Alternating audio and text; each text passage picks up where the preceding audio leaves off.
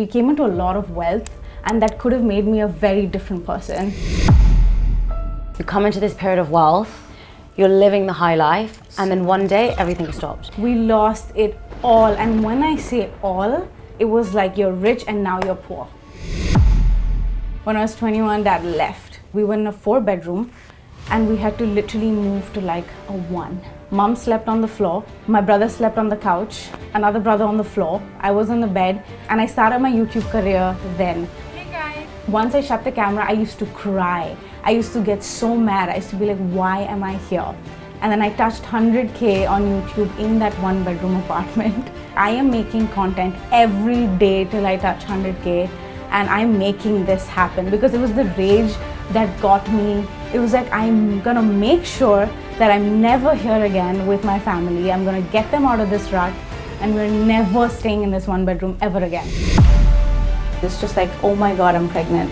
And I didn't take the news really how you're supposed to. Social media skews everything. The influencers I follow, I see everyone, they're like happy, we're pregnant, we're crying. It was not the same for me. I thought I was supposed to be happy. I thought I was supposed to be this, oh my God, and it wasn't. And that's okay. So recently you just announced you were splitting from your husband while having your baby. Yeah, that was not in the plans for me. Malvika, Hi. welcome to Mumbai's Millennial Mind. Thank you. I'm so happy to have you here. I'm so happy we've connected. I know. I feel like we've just got along straight away, right? Yes, we did. So for people who don't know who you are, tell me a little bit about yourself. Oh my God, where do I begin? This is the hardest question I ask people. Yeah, everybody, like, tell me about yourself is really deep. Like, especially after all the self-work I've been doing, I'm like, where should I begin? But just generically to introduce to everyone, I'm actually a content creator and I have my own company now. I just started it last year. So that's new, which we'll talk about more. But I'm just easygoing, fun-loving, extremely loyal girl. And I love myself a lot, and it takes a lot for a woman to say that, but I think I've come a long way to be able to say that very openly and not feel weird about it. I love that.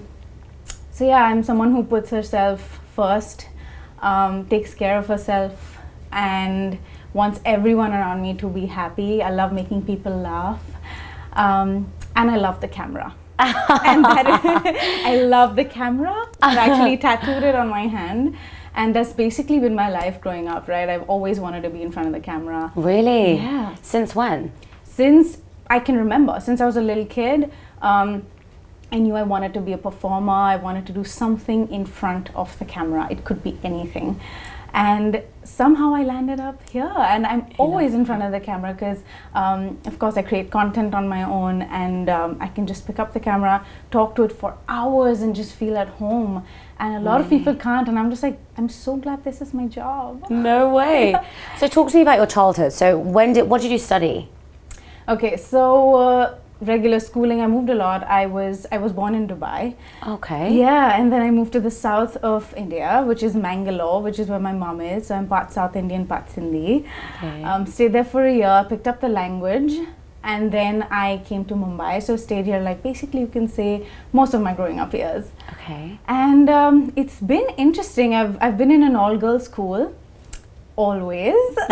Me too. Yeah. But not university. No. Yeah.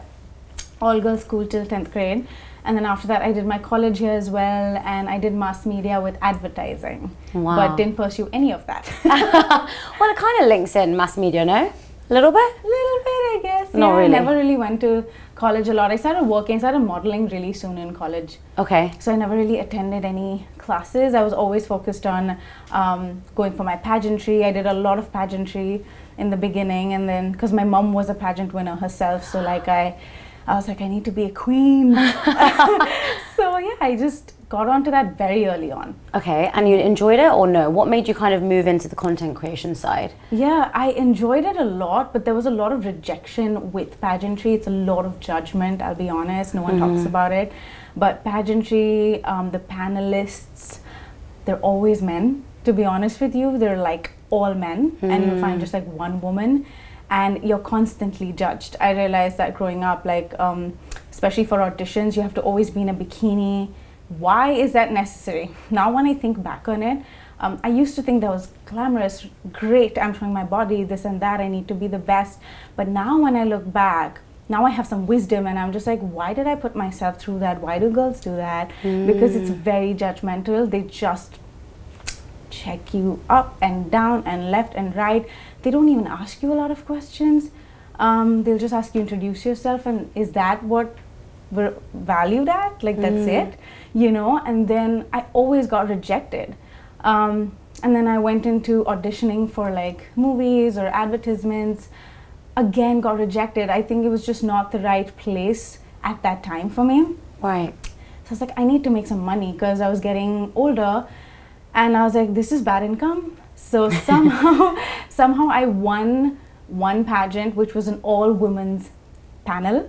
Amazing. And it was so empowering and so, Really? I felt so nice. Everyone was a woman, and there was no like bikini stuff. They were just like, it was all sizes. You were just allowed to speak your mind. And I was like, this is my spot. I can be myself. And I won it. Okay. And that opened doors for runway for me. So I did a lot of runway for a lot of brands. Wow. When I was in college, so I was known as like the model girl. That's so fun. Did a lot of runway shows for 2 years, but again, not the best income when you're just starting out. Yeah, so that's why. I did modeling when I was younger, but I feel that there was a lot of judgment when I did it. And in the UK, I think it's so funny when I'm here, because here everyone's like, everyone's so modern. And in the UK, everyone's like, but you are modern, but you're so traditional. It's a weird one. I still haven't figured it out. You're my second guest today, and kind of like the only girl I've had. So I'm figuring it out as I speak to everyone. But one of the things I wanted to ask you was, do your parents ever, well, your mum was in modeling, right? Yeah. But did your parents ever say like, what will your in-laws think? Or what will your husband think? Because when I was modeling, my dad was like, what will your in-laws say? Gotcha. What will your husband say? And I was 17, 18, 20. You know, I was young. I wasn't exactly, you know, marriage age. Yeah. But it was a question that was always asked of, if you play, and I remember I did this ad for Qatar, and I was a mum. Okay. I was 24 at the time. Okay. And I was dressed like a mum, and I had a really good looking dad, and we had really cute kids. Yes. And it was for Qatar, like it was a big ad, and my dad was like, but people may think they're your kids. Okay. I was like, How I'm do you 20, feel? I'm 24. How is anyone going to think they're my kids? No.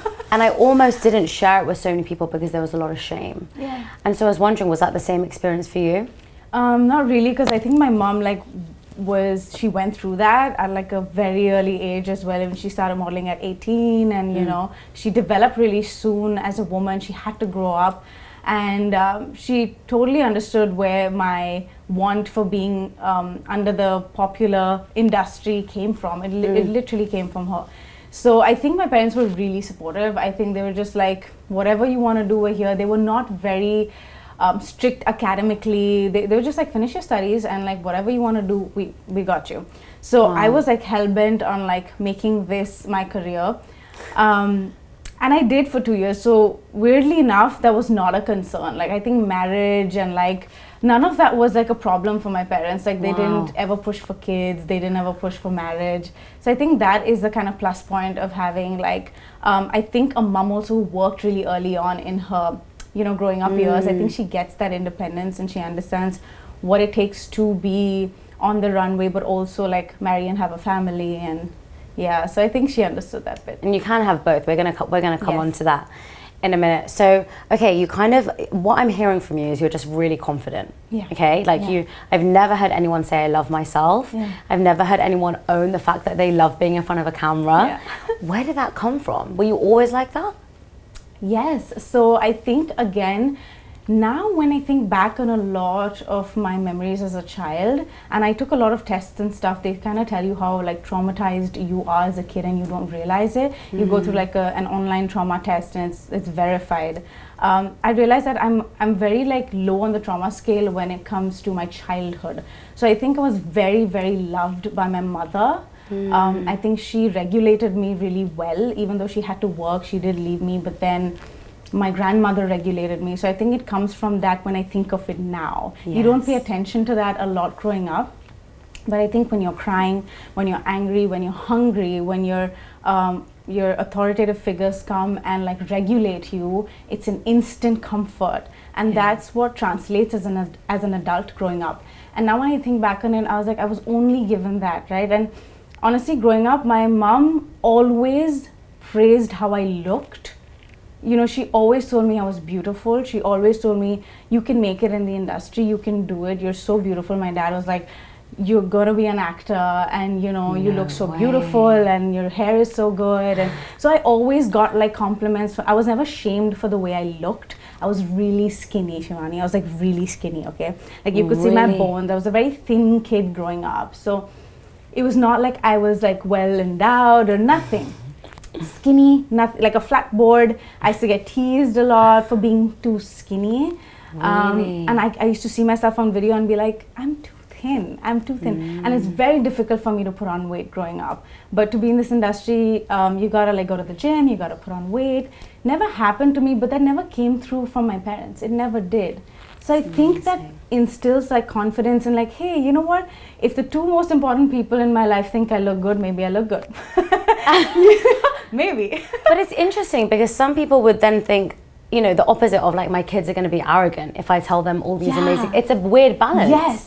Yeah, that's true. I think it's also like they were not too cocky about it, and it's weird because I think my mom also always taught me humility. Like she always taught me like no matter what, like try and like stick to your roots, don't like be prideful about that. So I was never proud of even the latter half of my life, which we can talk about, where we were really well to do and we came into a lot of wealth, and that could have made me a very different person. Like how? Tell me. I know, it's a story to tell, girl. Like this is gonna be great. We're here. Yeah, so I think around 18, 19, growing up, I think for a period of like 7-8 years, my dad did really well in business, and like, you know, I was living in my own bubble, babe. Like I feel like I just don't remember a time. I think they shielded us from the bad parts, you know, and when we came into a lot of wealth, I just thought it was like a part of me and this is just life. I think everyone's just wealthy. I was just living in this bubble. Like my pocket money was, you don't want to hear it. I'll sound like a brat, but like a lot. But how did that, were you born in a well-to-do family? No, we were really poor. So really poor. And then dad just like started his own business in Mumbai, and of course he had a lot of bad habits. Yeah, he had a lot of bad habits, and I think that sort of translated into really quick growth of money. We came to a lot of wealth, and I didn't really understand it at that point. Did well for 8 years. It could have taken me a different path because I was literally handed everything I asked for. The latest iPhone, we had like the best of the best cars, we had like Audis, BMs, 5 cars standing below the building. We flew first class every holiday, 5 of us, first class tickets, stayed in like Vegas penthouses. Like, you know, that part of my life growing up, it can really change who you are because that's the formative years of your life. And it really didn't. It really didn't. I'm still the same girl that I was. I don't know how it didn't affect me. I could have been a really spoiled brat and been like, money's everything. It just taught me the value of money when we lost it all. We lost it all. And when I say all, you can say a drop, not even slowly. It was like you're rich and now you're poor. And that happened when I was like 21. So you became into wealth when you were 17, 18? Yeah, you could say even earlier than that. It was a good period of like 7 to 8 years. Oh my gosh. So when you're about 13, 14, yes, you come into this period of wealth, you're living the high life, and then one day everything stopped. Everything dropped. And how? Yeah, dad just lost everything. Dad lost everything. The business went to shit, and it was really bad. And look, we didn't, like I said, I was in my bubble. We were always shielded, but not in the best way. But I feel like my mom was also really like not put in the light of what was really happening behind the scenes. And it was very confusing for us as a family, like where are we going, what's gonna happen? And then it was so scary when that happened because then dad left. Okay, that's when my abandonment issue comes in place, right? When I was 21, dad left. And how many siblings do you have? 2. Two. Both brothers. One is 8 years younger than me, and one is a year older than me. So the younger one must have really gone through it. Yeah. He dropped out. He didn't even get to complete his 10th grade because we didn't have the money to pay for his education. So he's actually not even 10th pass. But he made it, and luckily he's super skilled. So yeah, it was really painful growing up, but I didn't really understand it, Shivani. Like, I was like really mad. At one point in my life, I was so mad, and I'm not a mad person. I'm like really chill, you know. I'm like, I felt good. It takes a lot for me to be angry. But those years, I cannot explain to you. It literally made me who I am today. Like, I don't think I'd be here if like that drop didn't happen. So like, walk me through it. You one day your dad just leaves. Your money has gone. Where are you living? Gone. Yes, exactly, right. We were in a 4-bedroom, and we had to literally move to like a 1. Okay, it was like drastic. And we were just, how do we make the rent, right? We moved to a 3. Couldn't make the rent, had to give that 3 away, move to a 1. Mom slept on the floor. My brother slept on the couch. Another brother on the floor. I was on the bed. It was, I cannot tell you. And I started my YouTube career then. Okay, and weirdly enough, we needed the money, and YouTube doesn't pay you for a long time. Brands don't recognize you. And this was like 2016, right? 2017, where they don't know me yet. And I was like, there's something in content creation. Please give me some time. Like, to your mom? To my brother. To your brother? So my brother and I were the only 2 earning members, right? Mom was like a stay-at-home mom. I don't know what she was going through. I can't even explain it. But I couldn't understand what was happening. I'm like, why are we here? We were in a 4. We lost everything. Where is dad? Where is everything? No one explained anything to you? No. I got to know bits and pieces, but we got revealed over time what really happened. It doesn't matter. It just put us in such a weird spot when we were 21, 22, having to make rent at 22 in Mumbai city, which is like New York. It's really expensive. But we did it, man. Those tough times, I remember telling my brother, please give me some time. I promise you there's something in content creation. Give me some time. And weirdly enough, I got a lot of judgment saying that, I don't know, from like family people, like, you should work. Yes, like, get a real job. Get a real job because it'll help you for a bit and then come back to content creation, which made sense. I should have done that. And I did. Okay. For 2 days. I went to a corporate job for 2 days and I was like, this is not me. Like, it does not feel authentic. I need to be in front of the camera. I need to create. You have to understand that I will be depressed if I come to a 9 to 5 and I earn it the regular way. Give me time. And my older brother, like, I thank him because he gave me that time when he was struggling to make rent. He's like, do what you have to do. I got this. So what did you want to create content on? Because back then, I don't know what, for me right now, I've seen podcasts. I'm like, I love to interview people. There's my blueprint. Yes. What was your blueprint? Beauty. Okay. Makeup, right? So I just fell in love with beauty. I used to watch so much beauty content. And for me, it's educational. I just don't love glamming. I will tell you why you need to wear a certain amount of makeup, where you need to contour. I love education, right? So I used to learn it all from the YouTubers in the West. Yes. And I used to pick it up and I used to come teach it on my channel. And they used to be like, what?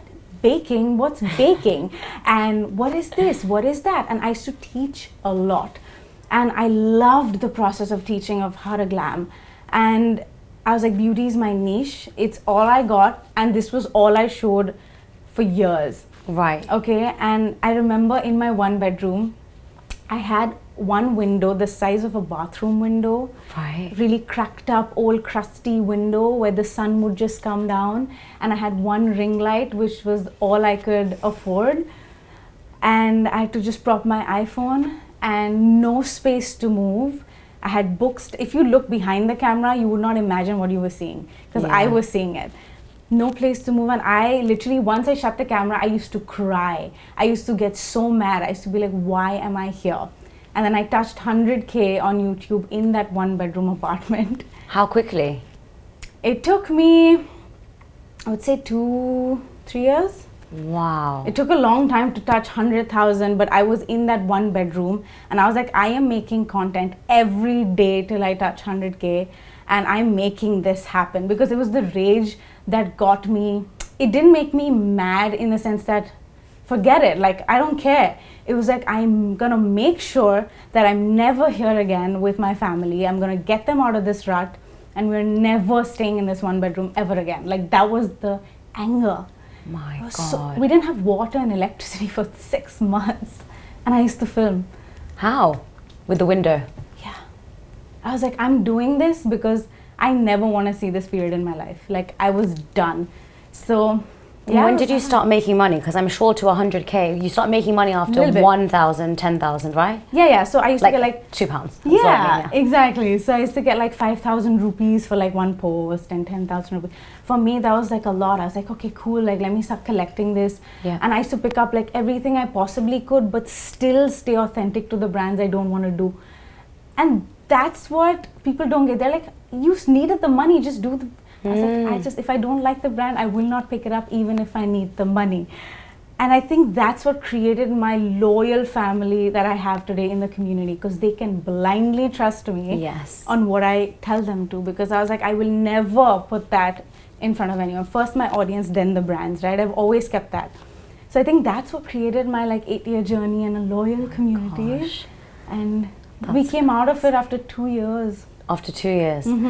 So talk me through that. You're creating this content, but there must have been days where you're, like you said, you'd cry after the camera, but you're creating one video a day? Yeah, no, more than one video a day. I would just sit, that's my happy place even today. Like, I'm going through so much pain, which we'll talk about, but content creation takes me away. It's like how books take you away, movies take you away. My job, if I didn't have the camera and makeup and content creation, I don't know where I'd be, because it takes me away for a bit and I get to edit. Editing is therapeutic for me. I love sitting in 5 hours perfecting my video. Yeah. And I think that's what got me through. So I used to make 2-3 videos a day. And it's interesting you say talking authentically, because you're sharing so much. I can see you're completely authentic and open book, love it. But in front of the camera, sometimes when I'm going through something, I find it difficult, right? Because, and my cousin told me this the other day, because before I came to Mumbai, I had a lot of stuff going on at home. Yeah. But I'm the only person in my team at the moment. I have one editor who's working with me. I don't have a PA or someone organizing, so I have to be in front of the camera and perform. And I said, sometimes I feel like, am I telling the truth? Yeah. And he said, if you're a teacher in a school and you're going through a divorce, are you going to sit there crying, or are you going to teach your students? Right. And I was like, I never thought about it like that. He was like, your purpose and your duty is to talk around these podcasts, is to perform when you're speaking. And so if you're going to a speaker event, they're not looking for Shivani who's feeling upset today. They're looking for Shivani who's going to inspire and motivate me. So which one are you going to be?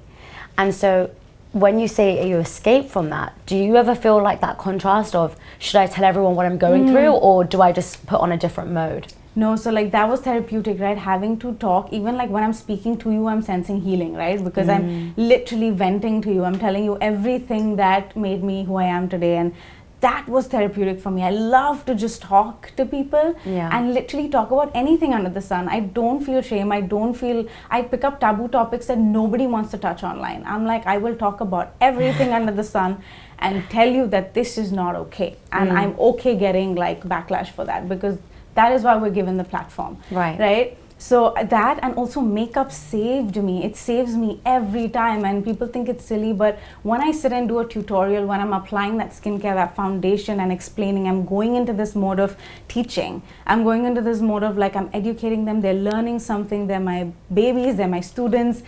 And when I get that validation back that, hey, thank you, like I learned how to do this because of you and this was so good, I'm like, that's my job, well done.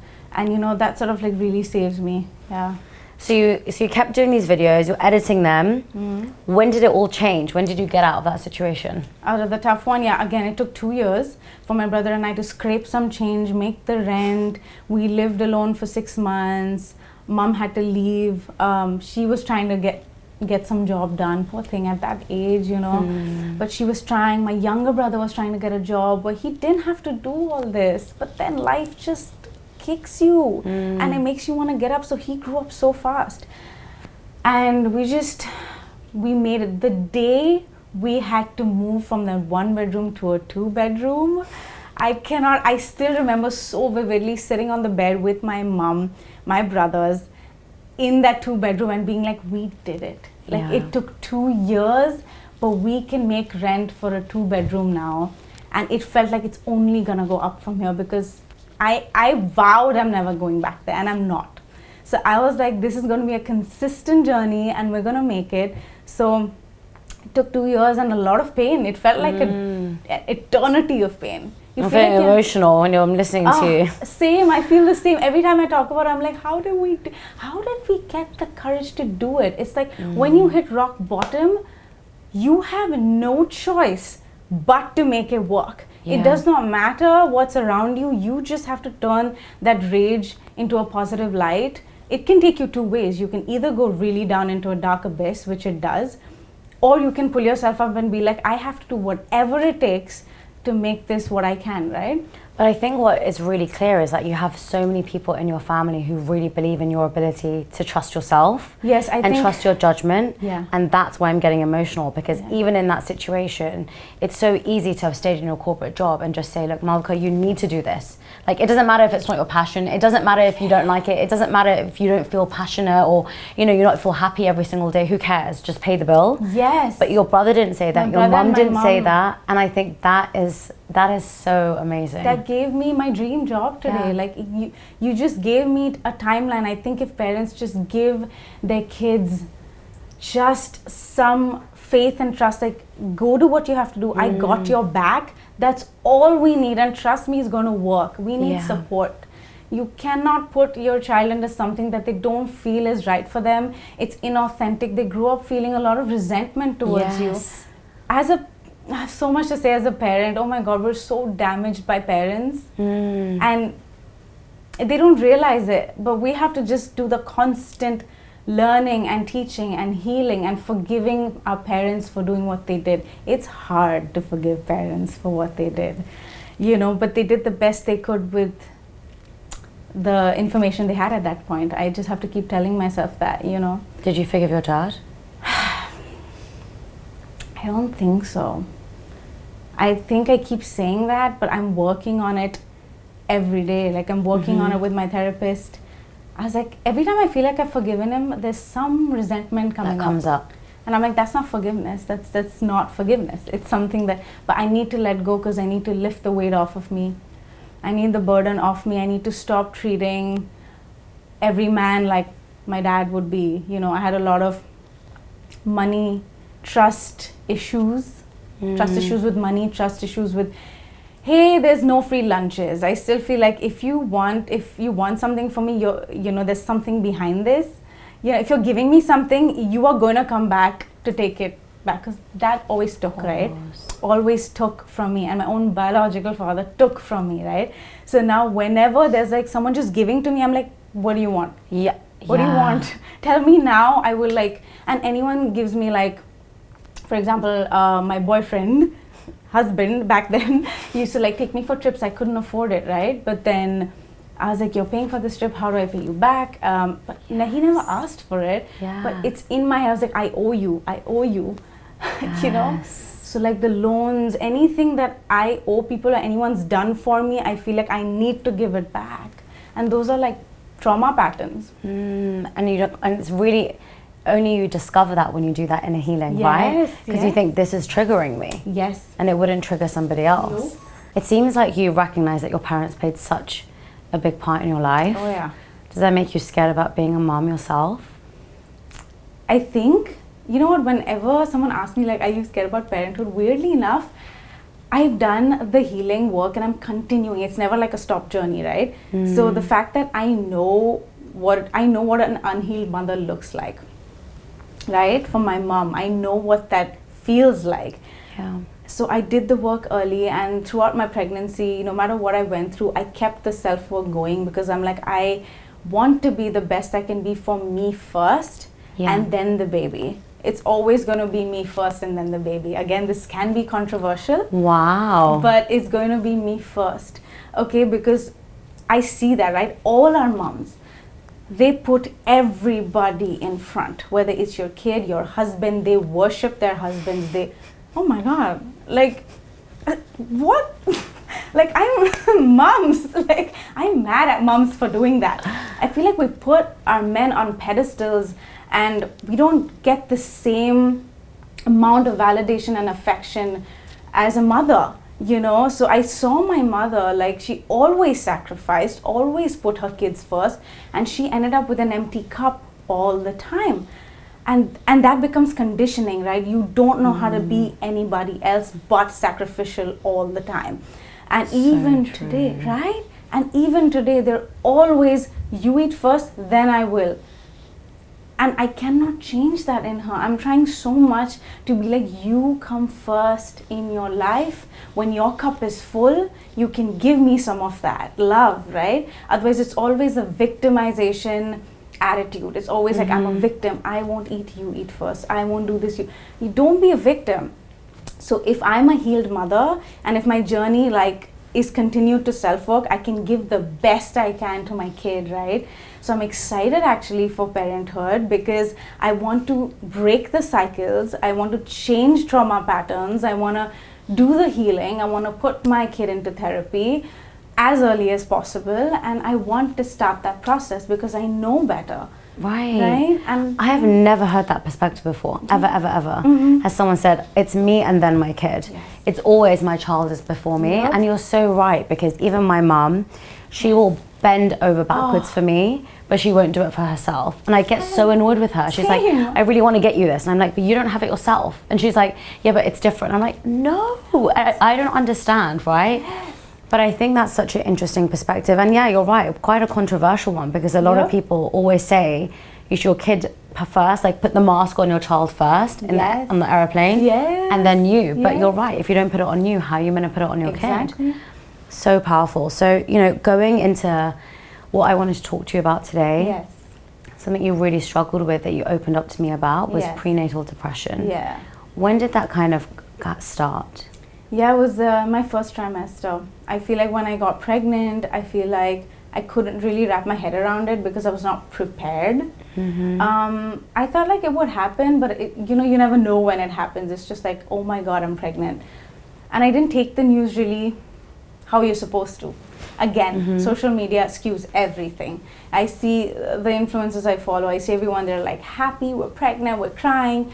It was not the same for me. I was feeling sad that I couldn't be what I'm supposed to be when I found out I'm pregnant. I thought I was supposed to be happy. I thought I was supposed to be this, oh my God, and it wasn't. And that's okay. Like, you know, you're not supposed to feel guilt, and I know that now. But back then, in September, I was really shaky. I was like, I don't know. And then my health, it was so bad.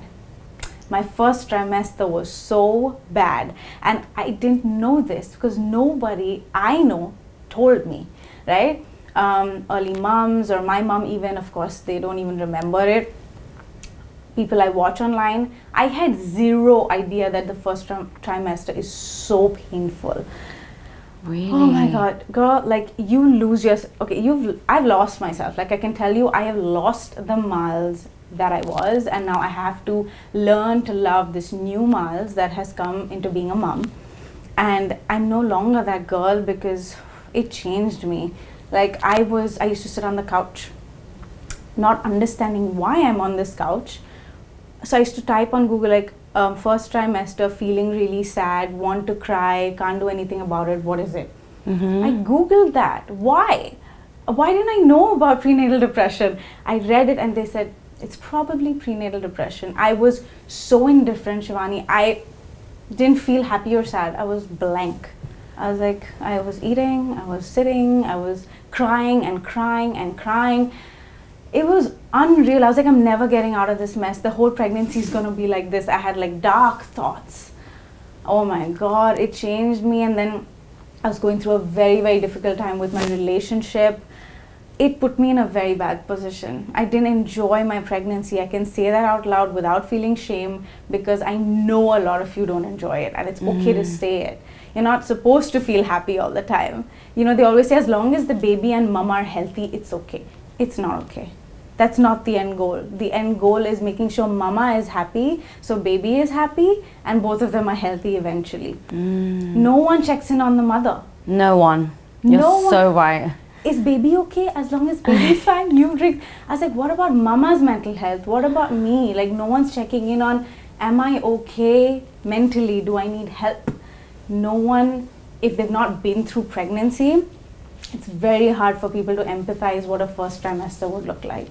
And it's different for every woman. I also think, not to be blunt here, but when you have the baby, everyone will ignore you, because when we see my cousins, we're always, I actually didn't realize that I do this because they had a baby, and we were all obsessed with her. She would come through, we would be like, Ava, and we would ignore my cousin, brother, and the wife.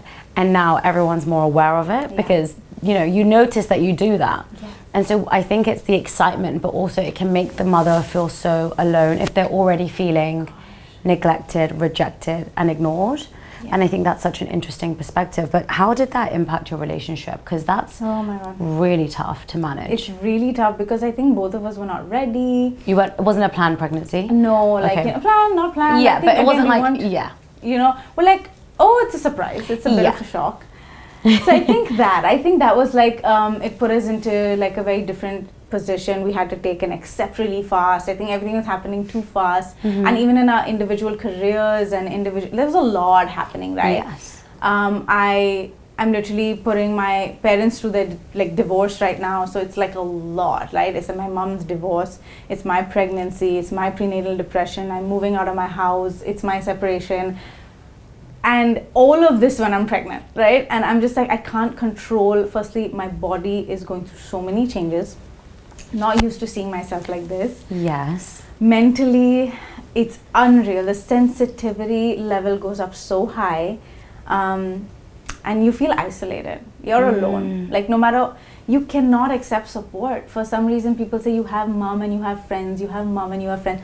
And I'm like, I get that and I acknowledge it. But it still feels lonely at the end of the day. Like you go to bed feeling isolated, and I cannot explain that feeling to you because it feels just alone. It's like... Do you think this is because of what you said? Like if someone supports you through this difficult time, you feel like you owe them?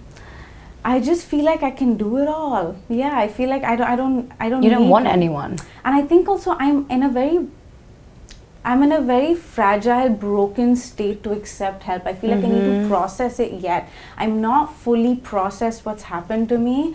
And so I'm unable to accept your help. Weirdly enough, I sit through it, it's temporary. And when they go away, I fall back into, and they say sadness is an addiction, right? They say like tragedy is an addiction sometimes. You always want to go back to the familiar feeling of feeling sad. So and I've sensed this, the minute I have like a burst of laughter or something and then they leave, I feel like, okay, now I can go back to being sad, but I don't have to. Like, it's okay to laugh. It's okay to be okay for one night if you didn't cry. Yes. That's a good thing. Don't think you have to cry every night because you're going through a separation or you're going through something hard. I have to teach myself all of this. So you're really authentic on your platform, and I think I've noticed that from following you. And sometimes it's really difficult to share the really bad days. So recently you just announced you were splitting from your husband while having your baby. Were you nervous to share that? I think I was. I had a really good cry before that because I never ever thought I'd be here because we've been childhood sweethearts. So it's kind of like difficult to take that step.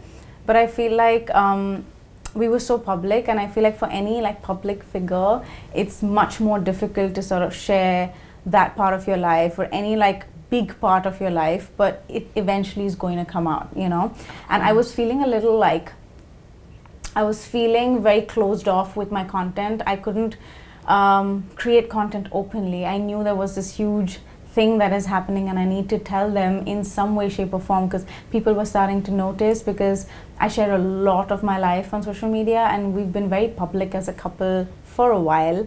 So I think they're very invested in our story. So I think that was needed. I feel like I had to move on. I had to say that to be able to create content for myself. I was feeling very stuck in my creativity.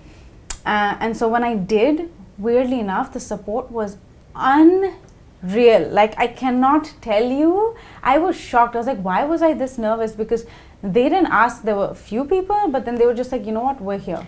That's all, we're here. I think when people ask the nitty gritty, it doesn't matter. You know, only the people that you want to share that with will know. Yeah. But I think what's important is that support, and that's how you know you have a great community, right? When they don't ask the details, and that's how you know you have a good friend. Yeah. When they're not like, tell me what happened for the gossip. It's more, Yeah. how can I help you? Literally, Like, they're what like, can I do? Yeah, they're like, can we be there for you? And you must have thought this through. That's why you took this step. Yeah. And I was like, that is so mature. Thank you for understanding. And no one's intruded. So it's been like, it's not that bad. I feel lighter, in fact. I feel Good. like I can now finally move on to like the next phase of my life, because again, I vlog my entire life on YouTube. I have a bigger platform on YouTube. So Yeah. I vlog every aspect of my life, and I share how I feel with my pregnancy. If I'm sad, I talk about it. So it's like I'm inviting them into my home. And I think now this new phase, they should know. So you're 6 months pregnant? Yeah, 7 now. 7 months pregnant. How are you feeling about being, I guess, a single mother? Yeah, that was not in the plans for me. I keep saying, like, you know, you can make all the plans you want to make. And that was me, right? I was such a control freak of like timelines, and I want to be a mother by the time I'm 30, and I want to. It does not work. It's like you can plan all you want, but the outcome is out of your control. You have to know that you cannot control the outcome. So be okay with letting go of certain things that you have planned, because it's gonna like open you up to new experiences. And I think that's what I'm having to learn now, to let go of that control of having my life a certain way. And I don't know what that's like. I have no idea how I'm gonna be. I never pictured my life without a partner, of course, because I've been like over a decade now with him. But I guess I'm not afraid to be a single mom. I think my mom basically was a single mom, you can say that. And all my friends and the girls I surround myself with, my best friends, they all come from broken families. So somehow I've always attracted my friends from broken families, and they become the best friends, and they're the most stand-up women you can ever see, with support and courage. And I feel like it's very rare to find someone who's had like a full family. And so I know that territory, I know how it feels. It's a very familiar feeling for me. So Got it. I know I can do this, but I was not prepared for this. I have to like really start this journey from the beginning. You know, I'm 30, so I have to start everything from scratch. As I'm speaking to you, I just feel you're just so positive, and you've learned so much, and you feel so, I don't know how to describe it, almost just healed and ready, and you've let go of all this resentment or stress and worry. You seem very relaxed, you know. I would literally be like a mess if I was here to be like, what is going on? But it's so amazing to see that, because from what you've told me, going through that prenatal depression, how did you start to come out of it and get to where you are right now? Yeah, I think, again, like I keep saying, you know, you can have your friends and family and your mom surrounding you trying to pull you out, but if you don't want to get out, you will not get out, period. Like, you can have the world trying to help you out of depression and out of the darkness, whatever you're going through. If you decide that you don't want to get out, you're going to be stuck, right, for years. And I choose not to, because again, I am on a timeline, I'm having this baby, and I know what brokenness comes from. I know how that looks, and I don't want to be that person. The version I see of myself is a healed or healing mother, and who's constantly on the journey of self-love, who validates herself. And I want my kid to see that. I want my kid to see my mom validates herself, my mom chooses herself. So my kid also has like the example of a role model that they need, you know. So I want to lead by example. So I think when I was sitting on that couch in that dark abyss with dark thoughts, and I still have dark thoughts in the night. My nights are very difficult, okay, because I have to go to bed alone, right? It's tough when you're pregnant, but I have dark thoughts. I cry all night. I don't get sleep till today. So the healing journey is on, and I realize I have to get back to therapy. So I am on therapy now, trying to heal. I want to heal my abandonment issues from my dad. I want to heal this image I have of men in general. I don't think that's a healthy viewpoint, because I feel like there was a lot of disappointment from a lot of men in my family in general, and I'm not able to like hold them up, in a particular style. I always choose women, and I'm like, my mom's there, my friend's there. I always trust more on women, and I feel like, you're going to leave eventually. Like I think that comes from my like childhood, from my dad. I feel like he's always left, he's always took, so I have that image of like any guy would always do that to me, which I don't want to live with that. I don't. I want to heal that part of myself, and I'm aware of it, so I had to, and I still every day I journal, I write a lot, I sit in color, I spend a lot of time with myself alone, and I won't say it's meditation, because I don't think meditation's my thing, but I still sit without any digital device around me, and I just sit, I stare at the wall, I allow my thoughts to process, negative, positive. I just allow to like breathe through, and I think that having that alone time is essential. I know you want to escape, you want to be distracted, you want to go for parties, this, that, rebounds. Hold back, heal, relax, you have the time. So I think spending all of that time alone, crying alone, writing my feelings down, has helped me process a lot. I'm shocked I'm able to keep it together, having gone through so much in pregnancy. A lot of people say, they're like, how have you kept? I was like, I don't know. I think you find this newfound courage because, again, you've hit rock bottom. Right. You have nowhere else to go. What are you going to do? Do you want to be a person who is like sad? This is not your life. Why do you want to choose a life of sadness? But like saving yourself is so important. I keep saying, like, a lot of our moms, a lot of women like always feel dejected, and they keep themselves there because it's addictive. They only know a familiar spot of pain and sadness their entire life. The society's conditioning that women are supposed to be the way they are. We don't know another life. So choosing ourselves, choosing to save ourselves, going on this healing journey is a very strange feeling. But it is a feeling you have to choose actively, intentionally. You have to prepare, like, this is going to be your life. You cannot sit in that darkness, girl. It's going to really, really get you down, and you can be there for years. Do you want that life? Nobody wants that life. That's so true. Spending time alone is so important, and often I always say, when you spend time alone, that's where you find all the answers, right? Because there's so much noise from everyone else. Your friends will tell you one thing, your mum will tell you another thing, your brother will tell you another thing. Everyone has a different opinion, but only you know the real answer. Yes. Now in the UK, it's still, in my community that I'm in, a lot of people who split, there's still a little bit of a taboo. Okay. Not in the sense of, oh, you know, it's so terrible, but people think twice, because what will other people say is a huge factor. Is it the same in Mumbai? I think it's the same in India in general. Like, I feel like "log kya kahenge" is a very common saying, and look, I think even our parents like lived and still live with that title, "log kya kahenge," protect. Let's not tell anyone about this. Let's not like do this. Let's not do. And whenever society tells me something or I've heard it, I make sure I go the opposite way. I'm like, you said this, now you wait. Like, now I'm going to tell everyone. So oh my God, like societal conditioning on like just how you're supposed to live, how you're supposed to be. They dictate your entire move and how marriage is supposed to look like, how motherhood is supposed to look like. And I'm like, this is where you break the barriers. This generation, after our moms, this is where it begins, right? We get to change the way our generation looks, right? Moving forward.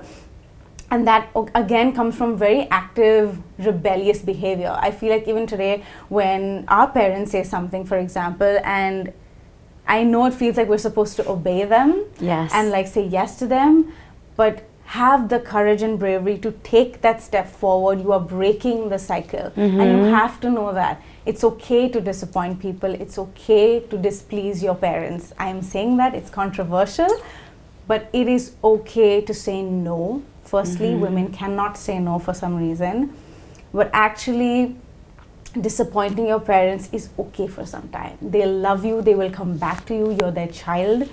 But if you don't change the course of your life today, it's going to have like drastic measures for your kid and moving forward, and the cycle never breaks because log kya kahenge. Let them speak, they will continue to speak. You get to live your life, right? No one else is living for you. They don't pay your bills. Nobody's paying your bills. So you pay your own bills. You wake up every day with your own body and your own soul. You want to make sure that you are living absolutely authentically to who you are, because it can be soul crushing to be someone else every day of your life and put on a facade just for your parents. So I feel like every job you take, every partner you're with, do it because you want to do it, and be okay with disappointing people. I think that is a very difficult thing for people to actually accept and move on. So I was absolutely okay with that. I think it takes a lot of courage to say that, hey, I'm having a baby, but I'm also splitting up. You know, they would say, stay together for the kid. They would say, like, give it time, stay together. And you know what? Who knows what the future looks like? Yes. I've stopped planning that, clearly. But it's like, if I want to do it, I'm going to do it for myself and not just because baby is coming. You know, our parents did that, na? Bachche ke liye saath mein raho, or like, it's a very common thing. Like, let's stay together till the end of time, even though we're unhappy. Yeah. Just because we have a baby, or just because that's what marriage looks like. But no, I think co-parenting individually, being happy parents, is so much more better than two unhappy people staying together. And making the child unhappy by both of you being unhappy too. Yeah, and I don't think they should see that. I think they should see like two people who are happy. You know, no matter how that looks like. Again, you box everything like this is how it's supposed to look like. And I always thought like that's how it's supposed to look like, and I'm unlearning it every day. Like, it's okay to raise a child single-handedly. It's okay to have like support around you, and they will learn a better way, you know. It's fine as long as you regulate them every day and teach them the ways you know. You're gonna be okay. I have to tell that to myself every time. I think you're gonna be the best mom. I think you're literally gonna be so great. Do you know if it's a boy or girl yet? No. You don't know? You left it as a surprise. Surprise. You're not planning anything anymore, right? So this is like, I'm not even gonna plan just in case that changes. Yeah. There are a lot of girls who are watching this who are thinking, okay, you've always been this confident, but you've probably been through moments where you didn't feel so confident or you felt insecure about something. Yeah. What advice would you give them? Again, like, it stems from literally being who you are, and I keep saying that because I feel like I don't know if I could be this confident if I was putting on a facade. Like, I don't know how to portray someone else and then be so confident, because then I'd have to, and then that mask gets stuck on you for a really long time, and then, you know, you kind of like, I don't know who I am, and your relationships fail, you have troubles with your parents, your friendships go awry. So I just feel like sticking to who you are and literally accepting your flaws, accepting that, hey, this is my dark side, these are my shadows, and am I willing to work on them? Am I willing to heal? Am I willing to be a better version of myself tomorrow? I think that is the only way you can gain humility and confidence in who you are. So again, don't try to be Maz, don't try to be Shivani, don't try to be someone else, you know. So there's always an audience for everybody if you're trying to be a content creator or anything. But I just feel like show up authentically every day, and eventually you're just going to be so comfortable in your skin that you don't know any other way to be. So today I just don't know any other way to be, so I'm just like, that's why I'm like confident, because I know who I am and working on it every day. It takes work. So I can't say like I'm up and like, you know, I'm all healed and good to go. I feel like it takes a lot of heart breaks, a lot of like painful work that you have to put yourself through, and I think many people are lazy about that. They don't want to put, this is just who I am. This is just who I am. I have anger issues, but that's just who I am. That is not who you are. Figure out who you are, discover it.